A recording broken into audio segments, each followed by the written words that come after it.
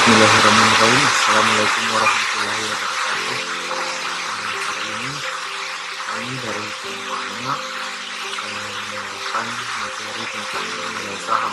Sebelum itu, saya ingin memperkenalkan anggota dari tim itu sendiri. Yang pertama ada Penelitian Tani, yang kedua ada Tani, yang ketiga ada Regina, dan yang ketiga saya yang Pasar. Oke, untuk singkat waktu, saya akan memulai presentasi hari ini. Hari ini kami akan membawakan materi tentang modal saham.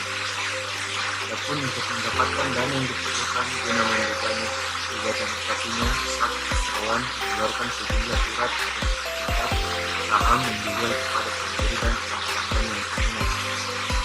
Lalu ada setiap orang yang memiliki saham yang dikeluarkan oleh satu perseroan disebut pemegang saham.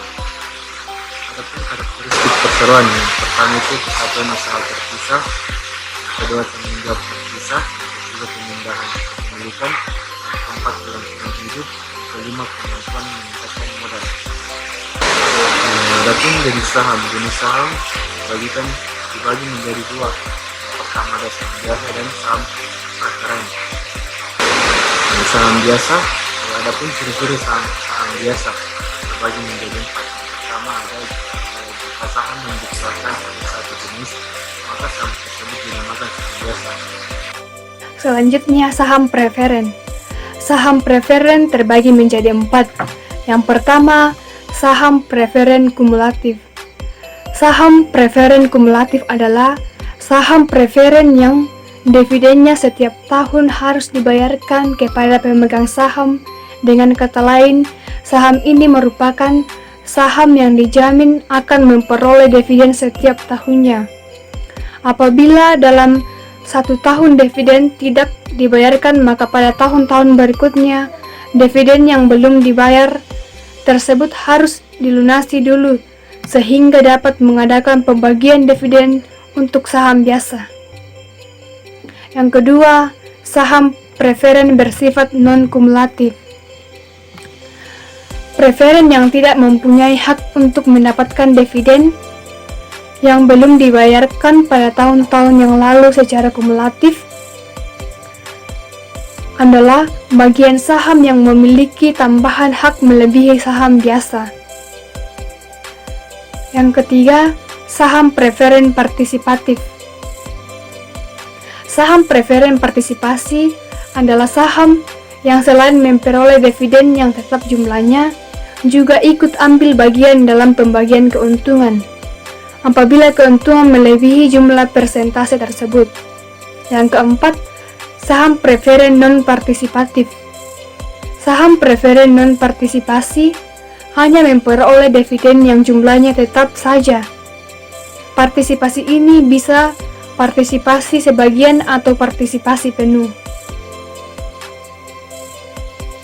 Kemudian, pengertian modal dalam perseroan. Pengertian modal dalam perseroan terbagi menjadi tiga. Yang pertama, modal dasar perseroan. Jumlah maksimum lembar saham yang bisa dikeluarkan. M. Yahya Harahap dalam bukunya Hukum Perseroan Terbatas menjelaskan bahwa modal dasar adalah seluruh nilai nominal saham perseroan yang disebut dalam anggaran dasar. Modal dasar perseroan pada prinsipnya merupakan total jumlah saham yang dapat diterbitkan oleh perseroan terbatas. Anggaran dasar sendiri yang menentukan berapa jumlah saham yang disajikan dalam modal dasar. Jumlah yang ditentukan dalam anggaran dasar merupakan nilai nominal yang murni. Selanjutnya, modal ditempatkan.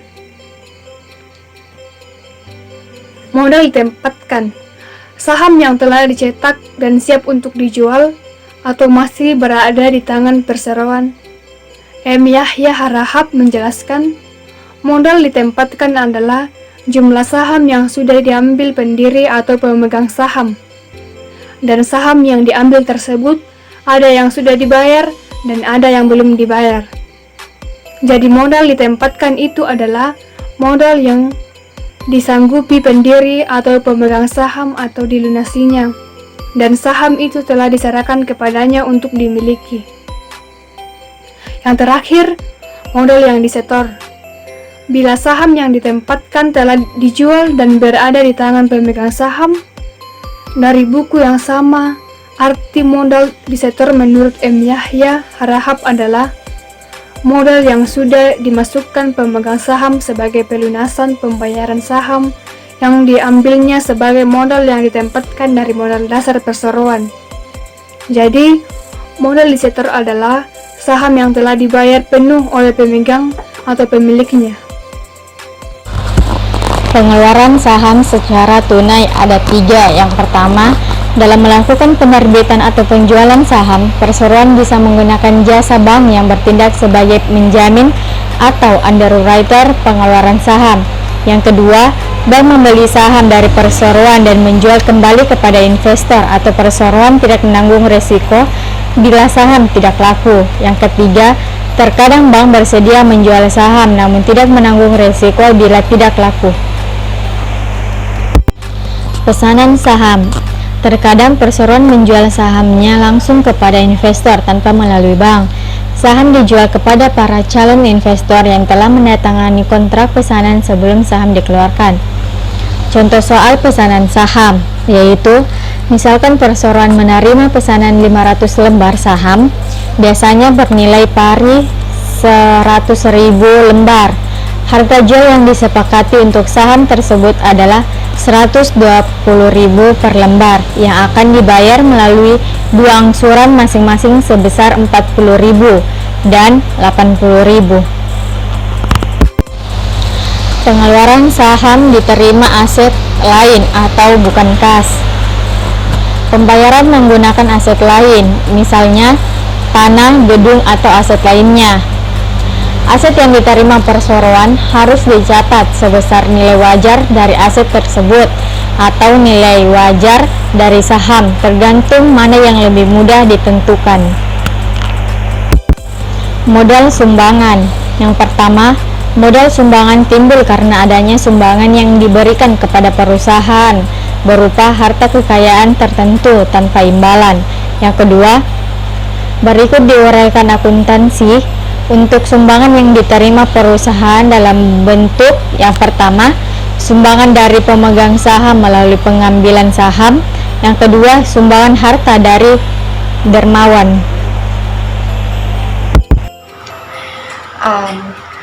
Next, ada hal-hal yang perlu diingat dan diketahui. Yang pertama itu, saham yang diperoleh kembali tidak boleh dianggap sebagai aktiva, malahan harus dilaporkan sebagai pengurangan dari ekuitas. Terus yang kedua itu tidak ada laba rugi dari perolehan kembali, pelepasan kembali, atau penarikan saham yang diperoleh kembali.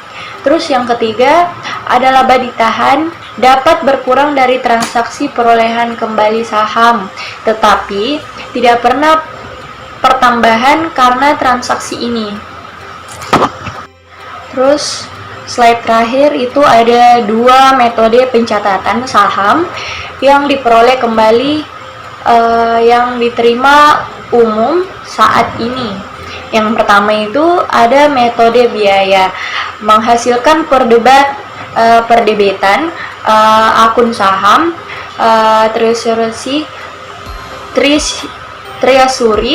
untuk biaya reakuisisi, serta dalam pelaporan akun ini sebagai suatu pengurangan dari total modal disetor dan laba ditahan di neraca. Terus metode yang kedua itu metode nilai pari, mencatat semua transaksi saham treasury pada nilai parinya dan melaporkan saham treasury hanya sebagai pengurangan atas modal saham. Itulah tadi hasil diskusi dari kelompok ini. Bagi teman-teman yang ingin mengajukan pertanyaan, silakan komen di kolom komentar yang ada di bawah.